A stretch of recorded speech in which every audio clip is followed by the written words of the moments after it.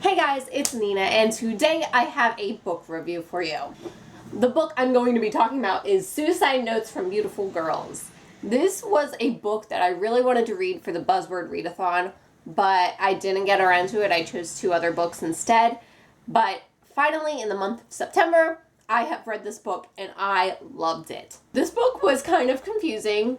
It was mysterious and twisty-turny all around, and I loved it, so I really wanted to make a book talk about it. So beware of spoilers if you have not read this, and let's just get into it. This book deals with two best friends, Delia and June. And they've been best friends forever. And they were closer than best friends. There's like this weird bond between them that's closer than best friends would be. Like, it's very emphasized in the books that this isn't just two normal best friends. But something happens between Delia and June's boyfriend. And so Delia and June separate, and they no longer really are best friends. And for some reason, June's still with that boyfriend, but she's not friends with Delia. And that didn't make sense to me in the book. We weren't really told a whole lot about what happens between Delia and her boyfriend. And we're just to believe that June dropped her best friend and did not drop the boyfriend, which didn't make sense. I would drop both of them. So, I don't know. We're led to believe that there was like this little party with the three of them, and they all got drunk, and Delia kissed June's boyfriend. But then we're kind of led to believe maybe it was a little bit more than just a kiss, but we're not really, like, it's not really confirmed. And Delia denies, like, everything. And she's like, no, I can't believe you'd think I was lying to you. And June's kind of manipulated by her best friend a lot. Anyway, Delia commits suicide. And her best friend, or her ex-best friend, June, is distraught over this. She's like, I should have known. I should have been there. You know, Delia called her 2 days before it happened, so June feels really guilty that she didn't pick up Delia's call. And there's a voicemail kind of just saying, hey, I have to tell you something, and there's a guy's voice in the background. And so we go to a memorial with June, and she finds Delia's current boyfriend, Jeremiah. And Jeremiah did not believe that Delia committed suicide. The suicide we're meant to believe that she committed was that she lit herself on fire inside of her shed. She didn't, like, die from smoke inhalation. No, she literally set herself on fire. And to me, that's a crazy way to commit suicide. Like, there's so many easier ways, so why would you choose something so painful? So to me, that set off, like, a red alert. Like, maybe she was murdered. Like, why would the police not look into that? Because it's very hard to believe someone would commit suicide in that manner. Anyway, we know that Delia is deathly afraid of fire.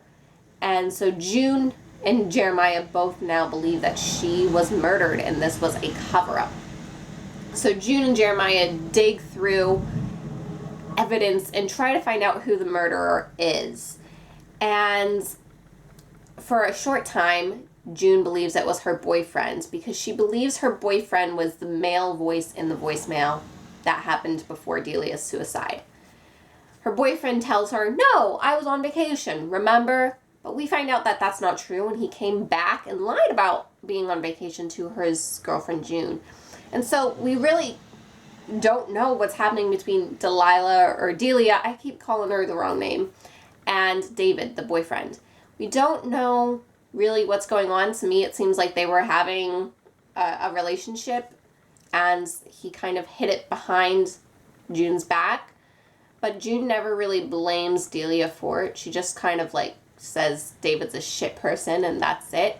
And they end up getting revenge on David with the whole animal porn thing.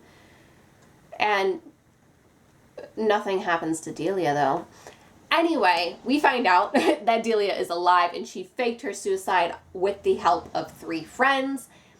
And June is kind of shocked by this. What was hard for me to believe was the fact that Jeremiah just said she was murdered. And June kind of just went along with that, maybe because she didn't want to believe her friend would commit suicide.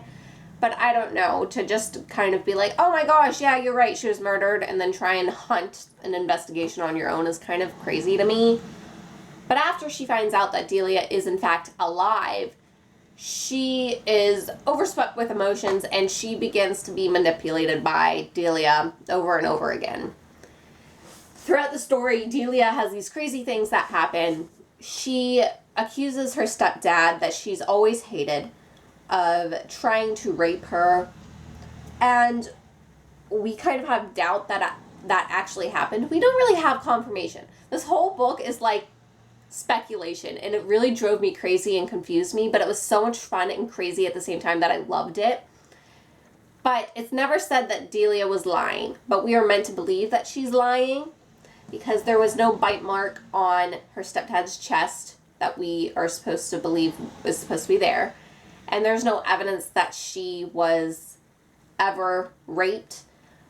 But we murder the stepdad as a group. We all murder him. And they frame it as a suicide again. So I think that's crazy that all of those three friends plus June all kind of went along with this murder, even though they believe that Delia is lying.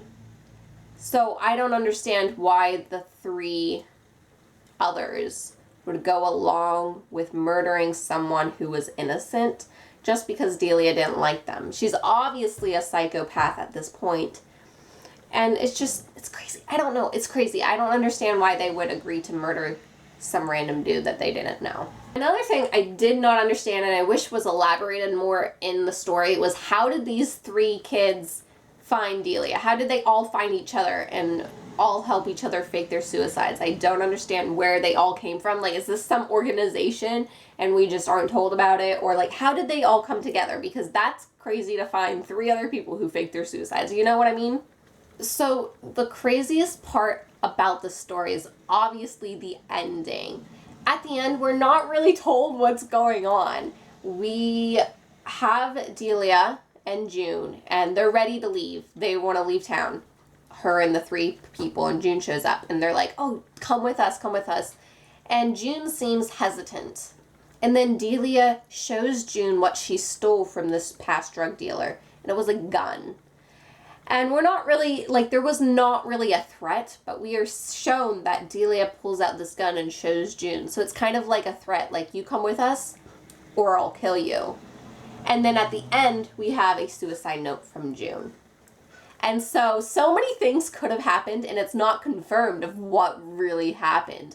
So Delia could have either killed June, and they faked her suicide, like everything else they've done. They've staged suicide so many times now, they know how to do it. So Delia either killed June